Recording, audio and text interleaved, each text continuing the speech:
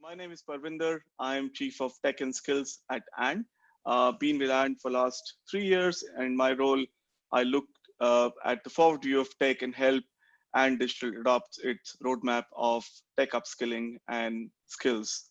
Uh, the AND chats itself are our forum to bring in perspective from our customers. So as a digital business, as a technology business, we work with clients across various sectors, from financial services to technology to retail, public sector, uh, and there are a lot of interesting things happening across these industries around tech, around digital, around transformation. Uh, this forum is to bring in those perspectives so that we can learn from those journey, those experiences, and adopt some of those into our businesses. Uh, Hopefully all of you or most of you know about and for those of you don't, we are a tech business. We work with clients in helping build digital products. While we do that, we help upskill their teams to make them self-sufficient. So that's briefly about us. Uh, I'm really looking forward to this next hour. We have had the pleasure of knowing Kevin for last year and a half, and it's been amazing to see their own journey around tech and digital up close and personal. And through next 30 to 40 minutes, hopefully we can bring some of those themes out for you. Uh, all of you should see the Q&A and chat options on your screen. So please pop in your thoughts, ideas, perspectives, questions uh, over there. I'll keep an eye out for that during a conversation. I will try and bring in some of those perspectives, as we go along the conversation. If not, in the end, we'll have around 15 to 20 minutes for audience interaction. If you're into tweeting, please use the hashtag LTW, which stands for London Tech Week, which we currently into. Please tag and digital and share your thoughts from the discussion today. So let me start by welcoming Kevin. Kevin, how are you doing? I'm doing well, thanks, Parvinder. Lovely to be here. Yeah. Thank you so much for finding time to speak to us today. You've been having a good week so far. It's Tuesday, although these days with COVID, days sort of mix into weekends, and it's hard to keep track of what day we are into.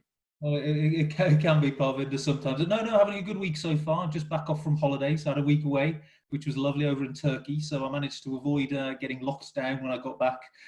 Took a bit of a risk, but I was, it went quite well. So we managed to get the kids back to school, which was the main thing. That's really well done. I think in this season, anybody who can successfully manage a holiday, deserves a huge shout out. So well done on that. And I can see the tan. So you clearly had some good time in the sun. Excellent. So before we get into talking about your digital journey, do you want to share a little bit about yourself? And I hope most of us know about Robert Walters, but just give a little perspective on who Robert Walters are and the kind of scale of business you are. Yeah, no problem. So let me start with Robert Walters. So Robert Walters is a specialist professional recruiting group. And by specialist, that kind of means we use lawyers to recruit lawyers. We have people who know their patch really well. Robert Walters recruits at all levels of professional industry, and that also includes permanent contractors and temporary resources. So we kind of have quite a wide scale in that sort of professional recruiting arena. In terms of size and scale, we're about, I guess, 4,500 people. I should know exactly, but yeah, about 4,500 people currently. And we work across, 6 continents. I think we are. I think we haven't quite gone to Antarctica yet. So, but we're in some large markets. I guess most of the European countries, UK, France, Netherlands, and Spain being our biggest. We're in the US, but also on the Asia side of things, big presence in Singapore and Japan. Australia, New Zealand, and Hong Kong, China as well. So we're pretty well distributed across. So hopefully a lot of you know Robert Walters. Possibly some of you have worked with us in various ways. So I think I'm just going to turn off my notifications because that will help stop the pinging. In terms of me, I've been at Robert Walters for what, 2.5 years now. Prior to that, my background is actually in consulting. So I'll show my age, started out with Anderson Consulting, which obviously became Accenture.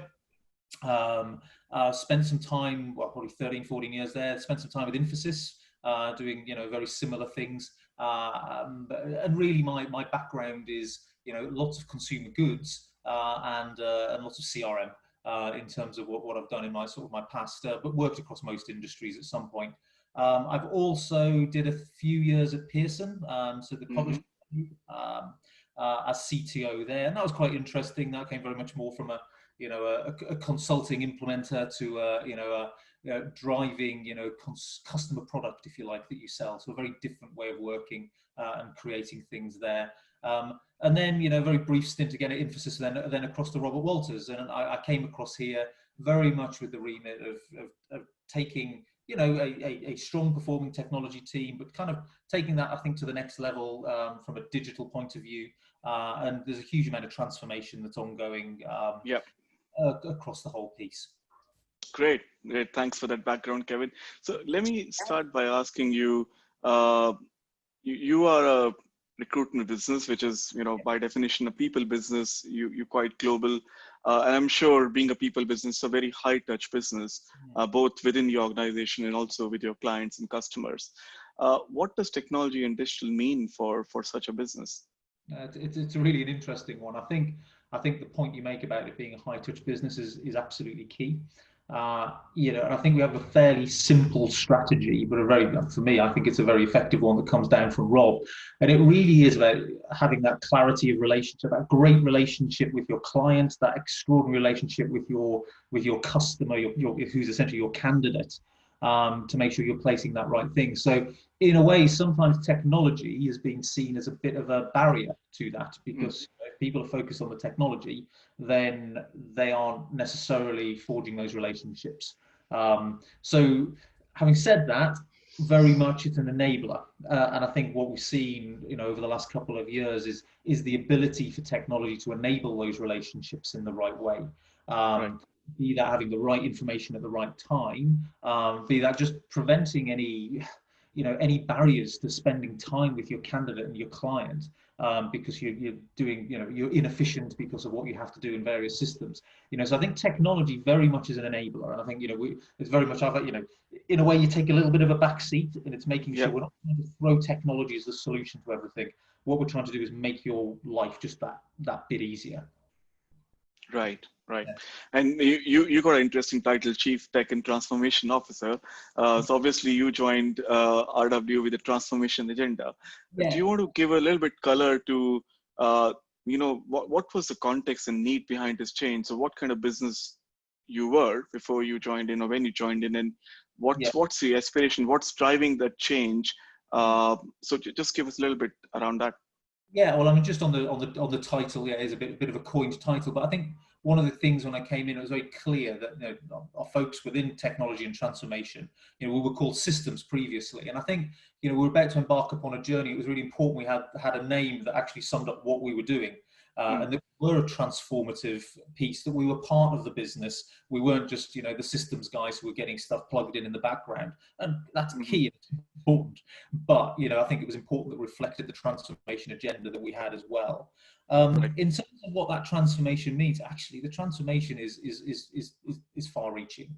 I think the need for it was, partially because we were becoming end of life on a lot of things, and as I said, we were getting to a point where I think we were a barrier to our front office folks being effective, rather than. Oops, sorry, just something popping up. Are you still seeing me okay, by the way? Yeah, we're seeing you okay. We can hear you fine. I think you pause. Rather than something that makes them more efficient. So I think we've looked across the whole piece, and I think from our ERP, so our finance and HR systems, we've had to replace those, or we've driven to replace those. Our end user computing experience, we're very mobile. but also our, as we sort of talk about this digital piece, from a marketing and a sales perspective also. So I think there's, we've looked across the whole piece. And as well, you've still got to do the basics as well. Make sure that your service is first class, because no one wants to transform if they're struggling to pick up the phone and get an answer when their computer's. So you still have to maintain that piece as well. But the transformation, I think, is very much, to take us to, a level where we can just really be comfortable in our technology estate for the next, whatever is it, 5-10 years, and they're actually. And we have a capability as well that enables innovation. I think as well, when you're working with old tech, if a great innovative product comes out on the market, it's very hard to link it into what you're doing.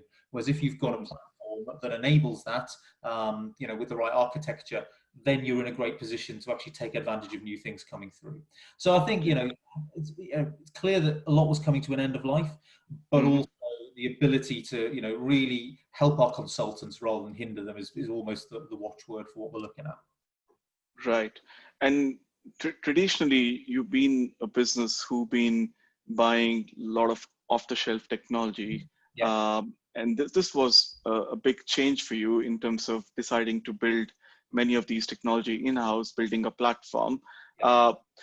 How did you go about building internal consensus? Because I can imagine for a business to make such a big shift won't be straightforward. So talk us through your magic mantra or success. How did you build consensus? Well, I think patience. I mean, I think as you're aware enough, I've thanked you a few times for sticking with us through that journey. But I think it was quite important that we took the time to build that consensus. It wasn't a short journey to get there. And I think that, how did we build that consensus? I think what we needed to do was make technology an inclusive part of the business, inclusive part of the technology decision. Okay. Not something we just foisted upon the business, and I think, probably like all technology functions, we were a little bit guilty of that in the past. And look, here's something fantastic, give it to you. But the problem with that is there's not that commitment and buy-in from a whole host of the folks that are involved. So we very much made sure that from the top down, we had everyone's buy-in through the process, and we ran a proper process. We looked at off-the-shelf products in parallel with looking at building our own.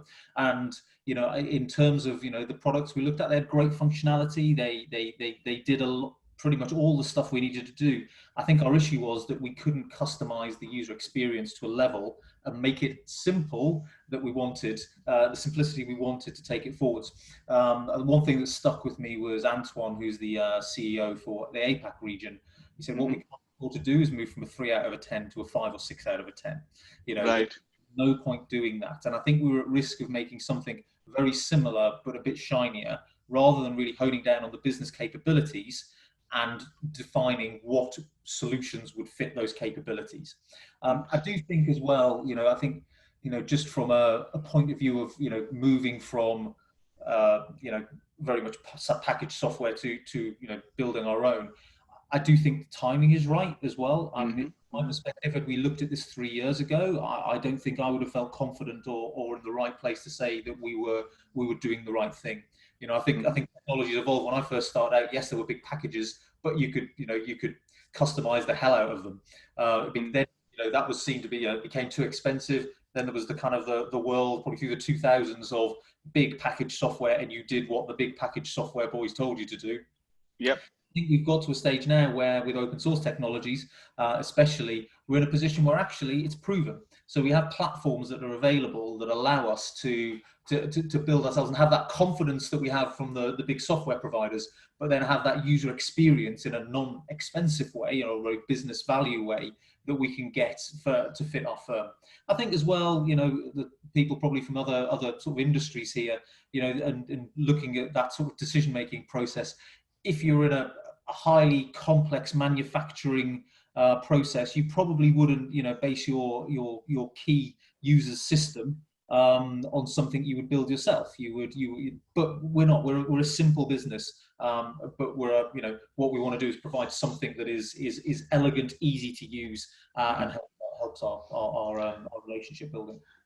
Thanks. And just to give a little bit more context to the audience here, what you're talking about here is not a simple application. You embarked on a journey to build a whole platform, which is probably unprecedented in your industry. So it is an industry-leading platform that will potentially give you strategic advantage, over other players, right? Yeah, no. That's fair enough. I think where I was trying to get to is we're not trying to recreate, Oracle's version of of supply chain, for example. Yeah, yeah, That won't yeah, necessarily work. But as a high quality CRO, no, as a CRO, and as the system that our consultants are going to live in day out.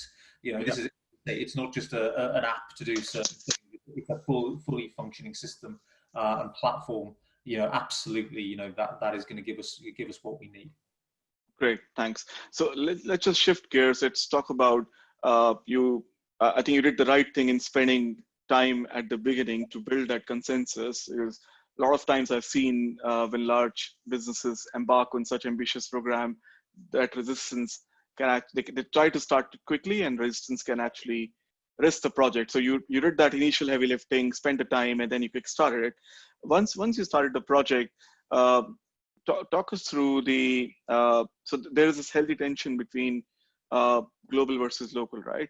Yeah. You are a global business, you are in 35 countries, and I'm sure each one of those will have their unique local regulations, their needs, their user group. And uh, how did you balance the need to have a global product, so you would want to follow a roadmap versus adjusting to local nuances and needs?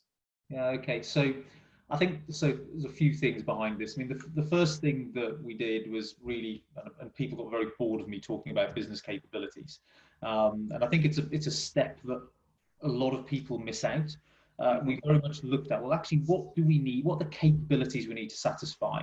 Let's not look at what's the individual bell and whistle that's going to do. What do we need to do? What do we need to deliver? And let's look at the commonality in those capabilities first and foremost. And let's see, is there a good match? And actually, there was a decent match. There are nuances, as you say, absolutely in different Right. countries. Yeah. But the core of what we're trying to achieve is pretty much driven by that strategy of spending time with our consultants, having that detail, understanding the market, having the ability to get things done quickly. And so it's that very much drives everything. So once we established, I think that the capabilities were common to a large extent. That's what we ran our analysis and RFPs on the various software vendors, and also looked at what we need to build ourselves to do that. And I think we so that was kind of almost establishing the baseline. We weren't being ridiculous in what we were trying to do. We weren't going to try to do much and end up with everyone in the wrong places. So I think that gave us confidence.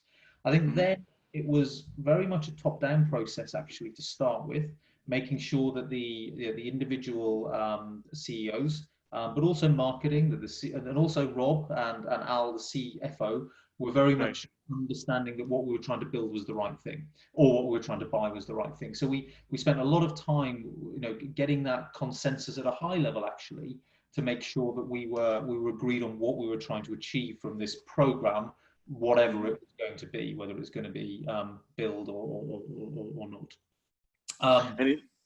Sorry, I was going to ask, is the approach there to have that consensus and a global version of the product, which in future then can be customized for local nuances? Is that the direction you've taken? Absolutely. And I think and the other piece as well is we're building this in a according to microservices best practices where possible. So what we might find is there's an integration. For example, if I take Australia in their recruitment have something called Seek. So Seek is the national database essentially, and you need to know Seek and be able to get the information to find out jobs, etc., and candidates. They need that integration. So we need that ability to very easily in the architecture integrate into the system. So we're trying to build it as a platform that we don't necessarily have to build all of the requirements, as long as we can integrate in. So we will build absolutely everything. If there's a piece of technology is appropriate to a local country or is appropriate just for a certain function, we will bring that in. Search is a very good example, and I think, yes, we can build a simple search, and we have that. But actually, in terms of, that CV parsing, taking a CV and populating the key fields, and then the search that's built on top of that, it makes more sense to take a third-party product, and we're looking largely at text kernel, for example, for that. So, I think the ability to adapt to local needs and to specific functions, whether that be build or buy certain things into the platform, that's absolutely key. Right. Yeah, so I think we're in a decent place. I think the other thing, so I just to go back to the consensus building and how we've got across countries, we established business user groups quite early on. That's something that really happened a lot in Robert Walters. And I said early on, we have to have, representatives of the business who are telling us what they need, because if we don't, we're guessing technology are going to deliver something and it's going to fail. And we were very clear with that. Without those business user groups in place, there was no point proceeding. So the development team regularly catches up with that sort of user group, business group across the world to absolutely. tell them what's building and taking their views on what how things should be prioritized. Yeah, so product manager, product owner, taking that information, and the UX group is spending some great time with them. So we have that clarity. So it's going to be something that people expect, not something we surprise them with might underwhelm. And that's a really important part of that. That's great. Great. Thanks, Kevin. And the other sort of the balancing act is you define a large platform roadmap and you start building this up. Obviously, as you start building it, you will get new information. And especially in a year like this, which has been totally, has turned conventional beliefs upside down in a COVID year. You started this in around January, and in middle of the year, we were hit with all this craziness. How do you balance sticking to that initial vision versus incorporating what market tells you, what users tell you, and baking that into the product? Yeah, that's a very good question. I'm not sure we're 100% there yet, but we're not far off. So in terms of how we've adapted, I think the key thing is we've been very focused by building the consensus. We've been very focused on getting to a point as quickly as possible of getting off the existing system. So actually, where there are new requirements, if there's a real business value to them, of course we're going to try and incorporate them. But actually, our driving force, and we've said this all along, is to get off the existing system. So it's really important that we do that. So actually, it gives us a level of opportunity in governance to say that's a great idea, but it needs to be parked. And I think it's really important if you have a goal to stick to that, because I think especially in an agile development environment, it's very easy to start moving and meandering off. Sure. Having said that, I think having established and spending the time up front, it's meant that we have got the buy-in to that approach, but we are able to get that input. So marketing, for example, we probably missed a bit of the marketing stuff, and what we're going to make sure we do is incorporate the pieces that are in process at the moment. So we do have the ability to change, and the tight governance around that. But if we change, then something else has to give. So we have strong governance from a steering group. We have strong governance from a delivery, from the Scrum point of view as well, and the supporting team. So I think we have that governance in place that allows us to make changes, but not unless, we're not if it affects the goal of getting off our current system. Makes sense. If that makes sense. Yeah, no, that's definitely is the right and sensible approach. I'm getting a question on the chat around where we are with the process implementation. Do you want to quickly share? I mentioned we started the build as such in January, but do you want to share where we are on the roadmap? What percentage of feature set do you think you've completed? So just give a little bit of context there. Yeah, no, I'll try and give my best view on that. So we started in January. We did essentially a proof of concept, which was partially to move the thing on just with one Scrum team, but also to prove that we could do it. And I think it was an important step in, working with and working and having our own teams doing that. And we established, a user journey. So it didn't have all the features, and certain, didn't look as pretty as it will do, but it had the ability to show that we can make a user journey of placing a candidate. So where we are at the moment, so the plan is the release 2, essentially. We will get to a point probably in September where we are as good as, if not probably July, August, and we start rolling it out, as good as what we've got at the moment. And the plan is that's slightly changed actually as part of the sign off. We decided rather than spending some time getting to a point of getting a few people on, let's spend a bit longer, but get to a point where we get everyone on this and then start using it in anger, because that gives us the ability to tweak it, and see if the requirements have changed in a year's time. Well, let's change them and do that, but get to the point that we can actually utilize it. I would say right now, I don't know, where are we? We're on, if you count the others, we're on sprint 15 or something, sprint 12. Yeah. Somewhere between 12 and 15. I can't remember. We finished one. 18. Oh, thanks, Zaki. I'm behind. Our review is 18. So we are on sprint 18. I would expect that we are probably about 20% through of this release. 27%. Yeah. Okay, we're getting real-time view from delivery lead. That's great. I'm going to hold you to that, Zaki. 27%, because that sounds really good. But I think we are in a good place. I think we're at a place where we've established the team. We've got 4 scrums working now, one of which being a technical integration scrum. But I think the team is motoring now, and that's where we are. So feature-wise, we have we're sticking to the plan on the features. The KPIs appear to be being met. And that's something that we keep very close to. Great, thanks, Kevin. Hopefully that answered Tom's question. A couple of more themes I want to touch upon before we open this up for Q&A. So just switching gears a little bit, I want to talk about emerging technologies. So tell us, what's the sort of interesting new technology trends you're seeing in the recruitment industry? What's interesting innovation you've seen either within RW or outside, and what's exciting? What's the future of recruitment looking like from tech side? There's a lot of exciting things in recruiting. What I would say, I'd caution a little bit that I think a lot of it's at its early stages, and there's a big. But there's in terms of AI, there's some interesting products out there. I don't think they're quite there yet. It's certainly not there enough to a level that I'd feel comfortable, that it keeps us on that great relationship.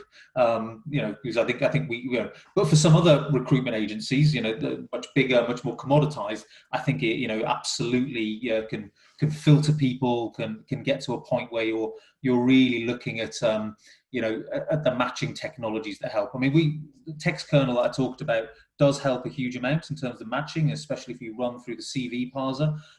It makes searching and ranking of candidates much better.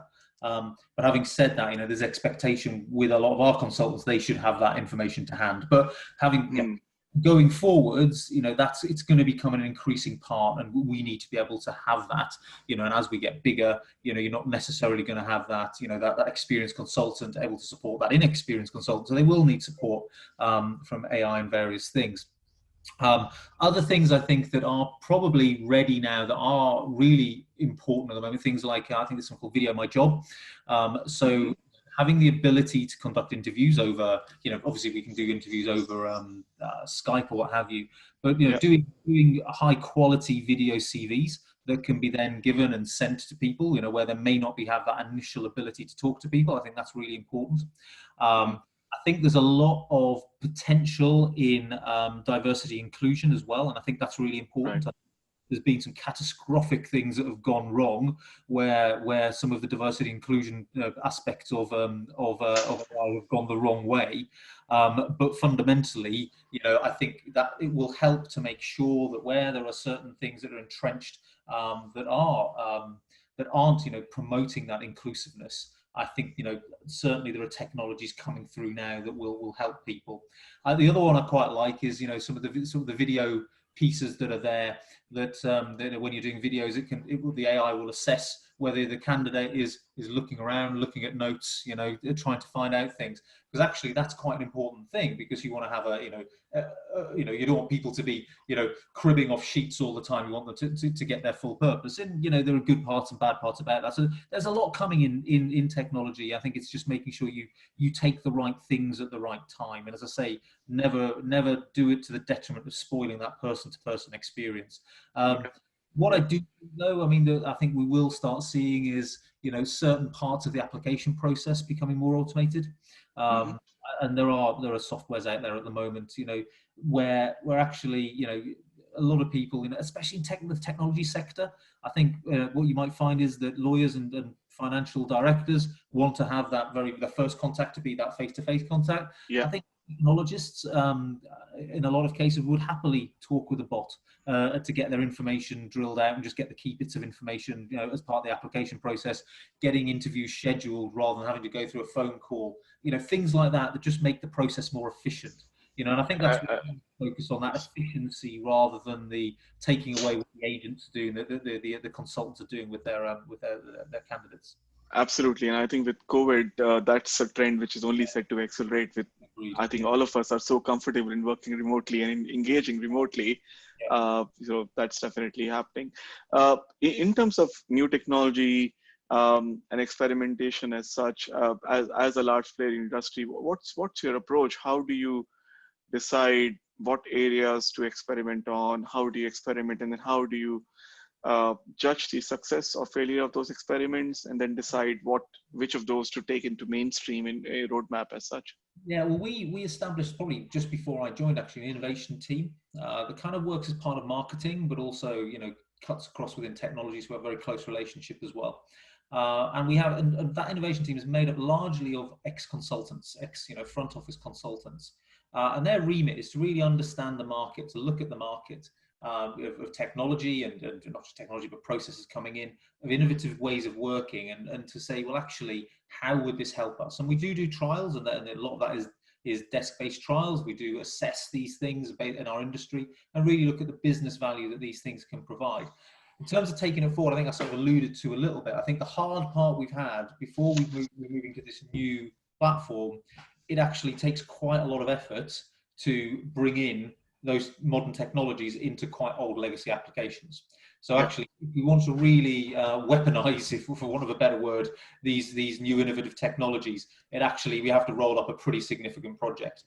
And again, one of the big reasons, for me, for moving down this route is to have that ability to easily integrate, to build the event-based architecture that these things can just very easily slot into, so that we can trial these things, and and it takes a week to have a look at it rather than 6 months to actually get it all approved through all the process.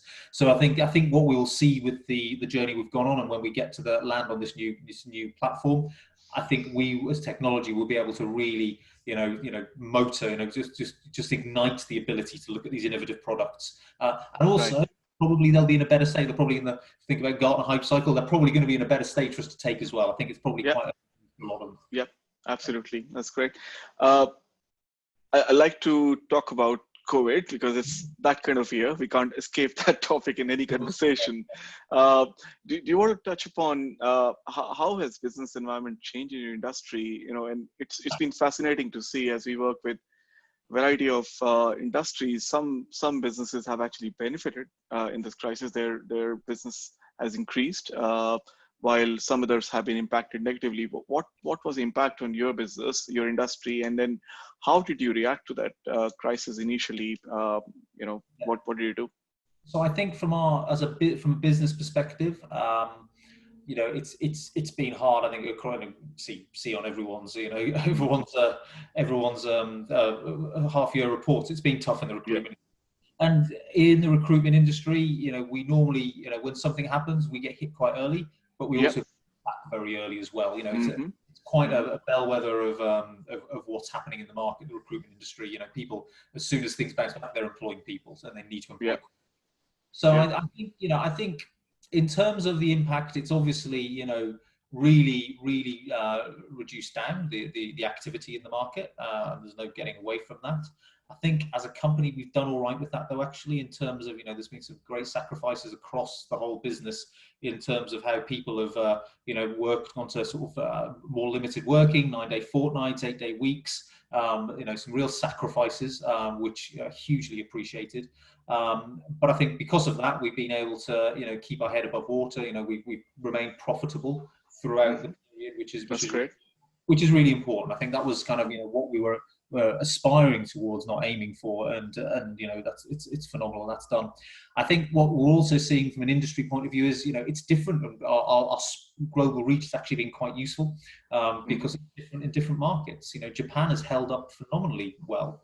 In a lot of places, especially if some, it's had a dip. We found that China, Hong Kong went before everyone else, but then came back a little bit. Australia came. So everything is on slightly different. So you're going to have times when certain markets are struggling, certain markets are starting to come back again. I think in terms, we are starting to see a bit of recovery, certainly. Okay, that's great. And because of that, we're where people have been on any furlough, we're bringing those back. We're returning to full operating hours as well. So I think we are in good shape moving forwards. But it's I think what we really wanted to make sure we're in a position to do was, as I say, recruitment will bounce back like that. It's not at the moment, but we'll be still exercising some caution.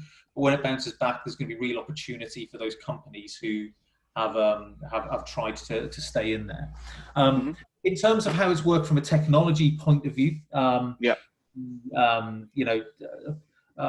come back to a couple of business points that are quite important, actually. But in technology point of view, we were very fortunate. We'd been focused on rolling out mobile working, so our security was in the right shape. People had access very easily, so it actually didn't make that much difference to us. That's great. I think actually where people were working and had the amount of work was there, such as technology, actually we've been possibly slightly more efficient working at home, and we're going to take some of those lessons forward. That's interesting. Yeah, and I think the business was quite adaptive as well. I mean, one thing that was great to see was we worked with the NHS to do the recruiting. It's not an area we normally recruit into, but we worked with the NHS to recruit into the Nightingale hospitals and all the track and trace guys, because we have the processes in place. So that adaptability and looking at new sectors is something that I think has also helped from business perspective. I saw someone on the chat say, what have you done for, in terms of new ways of reaching out to people? And I think, just the use of webinars has gone down really well, and I think we're in a great place to help support people in terms of how they're working on a daily basis, and the right ways of working, how to work from home, how to, so we've done a lot of that as well, which has been, very much a marketing piece, but also about helping people to kind of, get through what they're doing. It's very interesting to hear that, because a couple of things stand out. One is this pattern that we're seeing in business after business, that especially some businesses who in the past would never have done remote working, they have seen productivity or story points or velocity, whatever way you qualify it, has actually been pretty good or even better than what it was previously. Of course, engagement has been challenging from time to time. In our business, we've seen actually engagement going up, because people now need each other more than ever to support, the emotional need, the mental health needs, and so that's pretty good to hear that you've seen similar patterns at Robert Walters. Yeah, and I see. I think we'll take a lot out of this going forwards as well. I think everyone talks about the new normal. It's a terrible phrase, but I think it's a good representation. And I see. Certainly talking with Rob from a technology point, I think our front office actually thrive being together. They work flags, they bounce off, and whilst video conferencing is massively we're in trouble. I think that has they need to be, from a technology point of view. Actually, I think we'll get to a point where we will be going into the office. We still try and maintain that team bond by going into the office, but not necessarily every day, and not necessarily every day. So potentially we don't need the same levels of space. So is it fair to so in that point, is it fair to say that, like many businesses, you are now trying to learn from this experience and maybe relooking at your office estate strategy? Do you need those big offices? Does the purpose of office change as a place to engage rather than work every day? So any sort of thoughts around that? Yeah, no, I think absolutely. As I say, I think the certain function, I think our consultants probably thrive on the interaction. It's generally quite a young workforce. And for a lot of those, actually, it's not the easiest. People living in central London or whatever city they're living in, it's not the easiest of place to be working. In a shared flat or what have you. So I think there's always going to be that need for office space, but I don't think I think probably where we are, rather than where we're looking as we expand to increase our office space, we'll probably be shrinking it a little bit.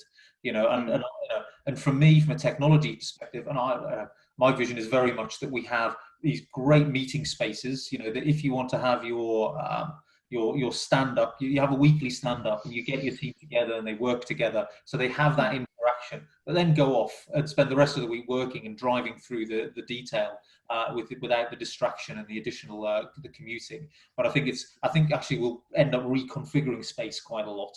Really sort of looking at what an office of the future looks like, because it's not necessarily people in desks sat next to each other.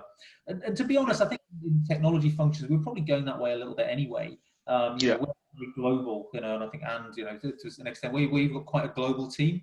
There's not much point sitting at a desk on a Teams call with someone in Singapore, who's 2 desks down from you.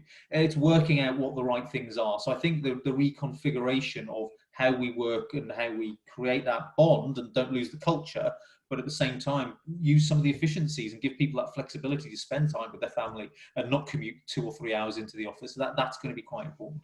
Yeah, at least not every day. And as you said, this crisis provides us an opportunity to question the norms that we've been used to for many years. And I think it'll be interesting to hear from the audience in the Q&A section on if they've seen similar patterns in their businesses, and are they also having such rethink. My last one for you, what's been biggest positive for you professionally or personally during this last 5 months, 6 month phase? It's been a tough grind, but what's a positive you take away from this?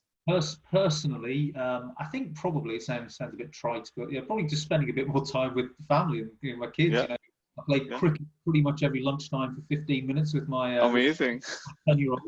I'm slightly scared of him bowling at me now, so that's kind of been productive. And also just the general health as well. I think just having the ability to go for a run after work, because you're getting in early, do that, or be flexible with your time. And I think that's probably flexible working as much as anything, rather than the crisis. Professionally, I think one, just seeing how the teams have come together, and I include the AND guys in that as well, to drive through some huge amounts of work, right? I think one of the things in a lot of businesses, and in ours, some of our sort of business units have shrunk, so actually there's not as much work for them. We've had more work than ever, and I think the fact that we've been able to continue doing that and to drive through that from a professional point of view has made me feel very pleased. That, and the fact that all the work that we did around making people mobile and has worked. We implemented Microsoft Teams remotely across the globe, and upgraded. So something that we thought was going to take us a year, we did in a month because of necessity. I think the final thing is getting all of the board on video conferencing, which I thought would never happen as well. So that was a big plus for me. Yeah, hopefully they've been more friendly conversations online. Possibly, Thanks, Kevin. That's great. Thanks for that. I'll now open it up for Q&A. So if you in the audience have been listening to us chatting for the last 45 minutes and have something to either ask Kevin or an observation, sharing your experiences, so either pop in the question on the chat, or you can unmute yourself and ask your question.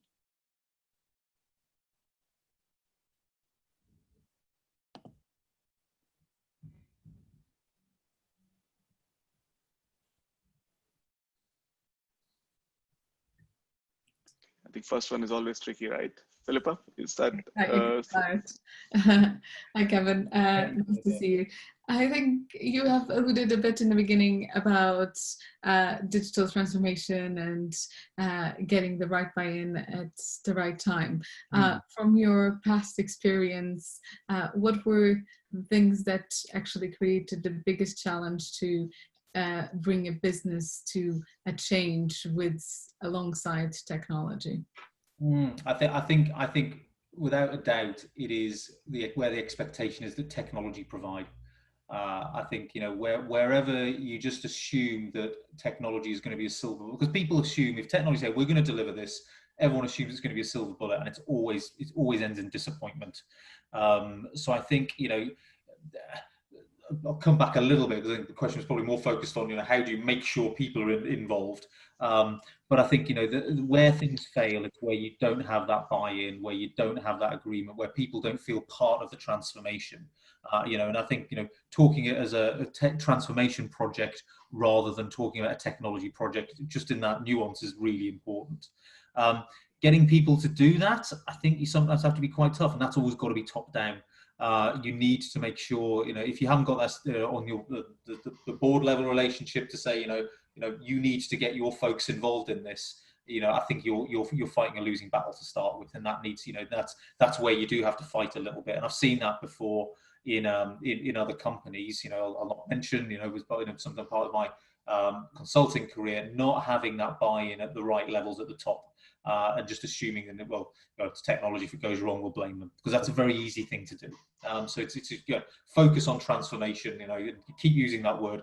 Talk about business capabilities. Don't talk about the technology solution until very late in the process. Hopefully that to an extent. Thanks, Kevin. Anyone else has a question or an experience to share?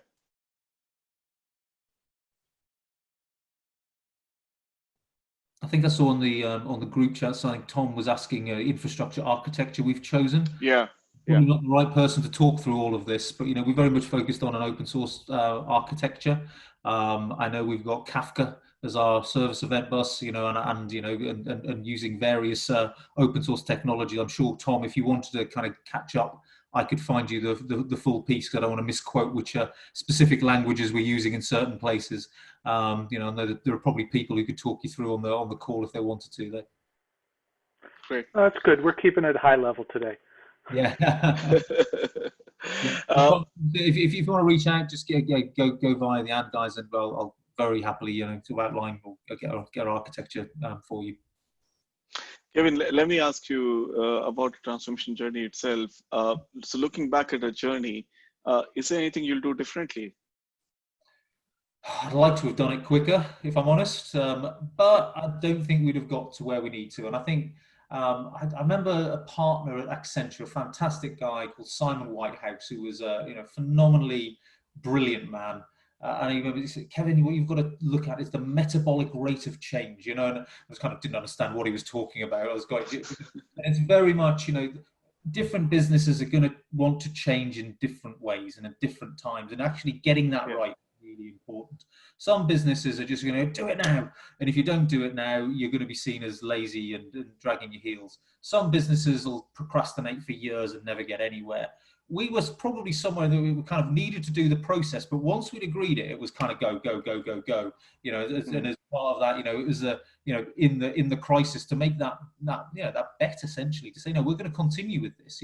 We'd spent not very much on the proof of concept, but to get the investment for the for 4 sprint teams over the next 12, 13 months during COVID was testament, I think, to the fact that we hit the metabolic rate right, and people were bought into it and knew that we needed to come out of this in the right way the other side, and not wasting all the efforts that we've done. So it's very much about getting that right. Is there a skill to it? Possibly. Is there some luck to it? Probably.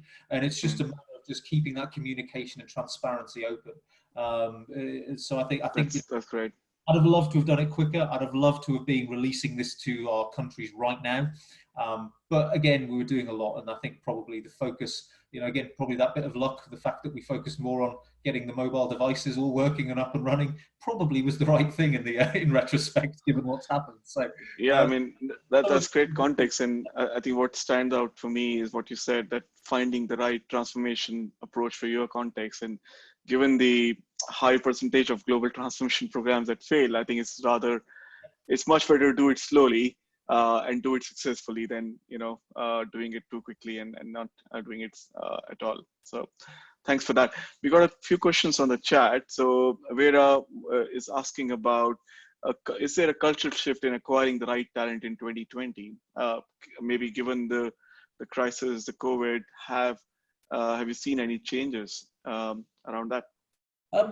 Probably a little soon to say that. I think because we're just starting to get back up to speed of actually acquiring talent. So I think probably we haven't seen that at the moment. I think it will be an interesting point. I'd love to give the answer. I think what will be interesting to me is where people come back to in terms of talent acquisition. Do they go down the contingent route? So do we go with contractors, or are people going to focus on permanent? I think that will be quite interesting to start with. I think there will be a cultural shift. I think the fact that remote working is proven to be okay. I think there will be a cultural shift about not necessarily needing that person full time. So I think that flexible working will, we've all talked about flexible working for probably the last decade or so. Have we really? Some companies have, most haven't. I think that will become much more real in terms of how we look at that. I think, I think probably whether it's COVID, whether it's, other sort of big pieces that are happening in the world right now, I think just doing things in the right way is going to become more, I think that will be a cultural shift that we see. I think, there's going to be a focus on people making sure that they're recruiting people in the right way, that they have the checks and balances for inclusion and diversity. I do think that will be a big piece. So I think that will be, there will be a cultural shift to an extent, but I'm predicting at the moment. I don't think we've seen anything that's back. Sure. Yeah. We're still in learning phase. I think when a few years since, when we look back on this year, we are, I think, living history, and whether it went right or wrong, only time will tell. But certainly a lot to keep eye out on. Sean is asking about remote working, and is there a specific hardware that you wish you had to make it easier? I think we probably did do a survey with all our folks. I think the main things are decent chairs, decent mice and or mouses, I don't know what you call, and probably screens. I mean, for me, I found it fine. Just I've worked off a laptop the whole of my life. We use Microsoft Surfaces. It's just what we have in general. Some people have laptops. I'm pretty happy with it. I do think some folks, and where we have needed to, our facilities guys have been shipping out screens to people. I think that's something that would probably have helped. And I think as we move forward, we do need to think about those things, because it's all right to probably cope for a certain amount of time, but I think as a professional organisation, all of us are going to have to think, well, actually, have we equipped our people in the right way from a health and safety point of view with what they need to do their job? Sure. Thanks for that. There's an interesting conversation on chat around focusing on transformation as a goal versus focusing on innovation. Any thoughts on that? I think it's, for me, it's an interesting point, actually. Personally, I think it depends on what you take the words to mean as well. I think the risk of just focusing on innovation is you end up with a lot of new stuff, because I think innovation will set alarm bells running with a lot of people that we're being innovative, we're doing this, and actually you get away from your core business and your core values. I think there's a risk of that. For me, transformation as a word is less about, is more about changing your capabilities to support your strategy, and that doesn't have to be technology. I use transformation to avoid technology. I think innovation, in a way, you could argue it's the same thing. I'm sure Mercedes, I'm sure we could probably have a 10-hour long discussion on that. But I think is what you're truly seeing. I mean, for me, I think the key thing is that you are thinking about how you are improving the ability of your business to perform. How you do that? That may be through innovation. That may be through, and innovation can be process, right? So I'm not saying it's because I think it's too easy to tie innovation as to it's all AI. It's innovating and doing things in an interesting way is really important. Transformation for me is getting your business to a state that it can support itself, and it's just saying we're doing big things, but we're not just focusing down on the technology. Great. But I think there could be a long debate. Yeah, I'm sure. Hopefully that answers the question. Tom has a question around the rate of change and how, obviously transformation programs would mean a lot of change across the organization. How do you decide or how do you calibrate that rate of change? I'm trying to phrase what Tom is saying there. Yeah, I think it's a bit of an art and a science, Tom, to be honest. I think there's I think you need, I've certainly worked in places where we've tried to do things too quickly, and what you've had to do is slow down certain projects and focus on the high priorities. I think there's probably areas where you could have accelerated, and it's trying to push that through. That's probably harder than the other, actually. People are more than willing to kind of sometimes slow things down, but very not. I think it's an ongoing piece to work out what you achieve, and I think even where we were looking, in terms of the rate of change, there was an appetite to get off the system on a global basis quicker than to start seeding it into certain countries and taking a long time. Also, when we've talked about the deployment approach, which is obviously the next phase, come mid next year, we work through, and actually there's pretty much to a person, actually the technology folks surprisingly the ones going, should we take a bit longer over the deployment? It's no, we want to get it done as quickly as possible. Let's get people on and then we can drive Tom, did I answer your question, Tom? Actually, the point that I was looking at is this idea of metabolism. You're a runner, and you know that running changes your metabolism rate.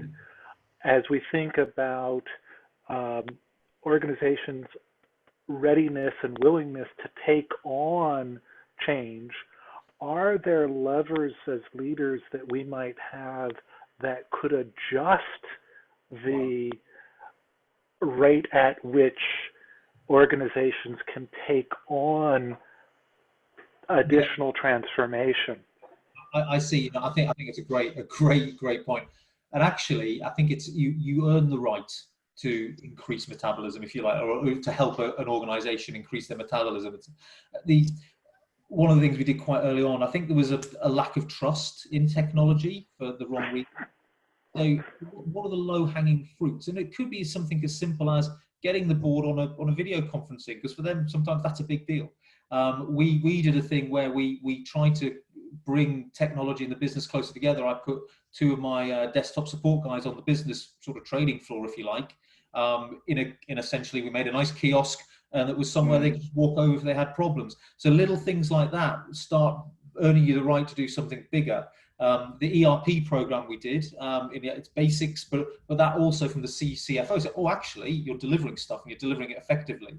And that laid the foundations for something a little bit more ambitious in terms of delivering our own things. So I think you can always, if you want to try and increase that metabolism, you have to whet the appetite, if you like, so to keep the example going. Is how do you make sure people are comfortable that this is going to work? Because a lot of that push against change is a lack of confidence, not necessarily a lack of willingness, in my experience. So I think that's something.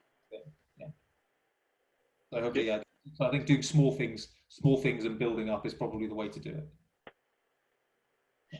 Excellent. Thanks for that, Kevin. And I think we are coming to an hour now. It's been a great discussion. I've personally taken a lot from this. Hopefully, it was useful for all of you.